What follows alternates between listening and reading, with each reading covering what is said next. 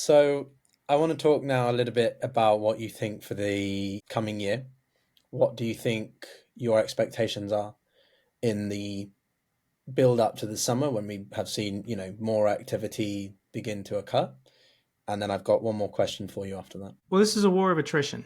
It's all about out-ratioing the Russians to just Russia's three times bigger than Ukraine. So every Ukrainian soldier has to eliminate more than three Russian soldiers before they give their lives for their country. That's a brutal way to phrase it. This is war, but Ukraine's doing it everywhere that Ukraine is engaging, in Avdiivka, even on the left bank in Kherson, everywhere the Russians go, they're so incompetent, and really it's a slave army with no motivation. But the Russians are taking horrendous losses. And the question is, how much longer can they do this?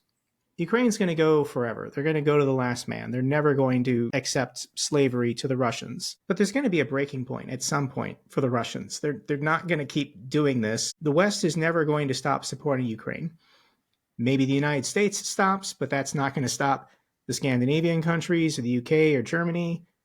Hungary can do all they can to obstruct. It's still not going to stop, especially the Eastern European countries, from supporting Ukraine. So the Russians are going to keep taking horrendous losses, and they're going to hit a breaking point.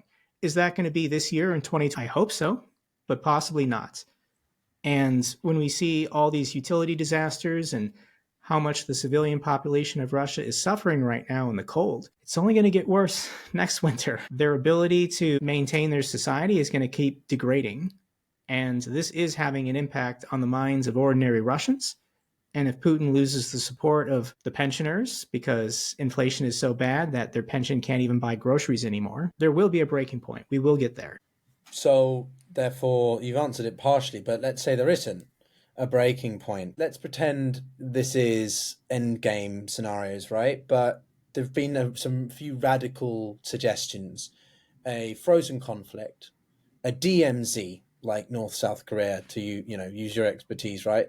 And this just becomes a forgotten about war where they occasionally shoot pot shots, but they never sign a peace agreement. It's just an armistice, and we sort of live with this situation. Or Western fatigue does suddenly ramp up for whatever reason. Let's say we can't foresee it. China decides to send more than non-lethal aid to the Russians. The Iranians deepen their partnership with the Russians because of what's happening now in the Middle East.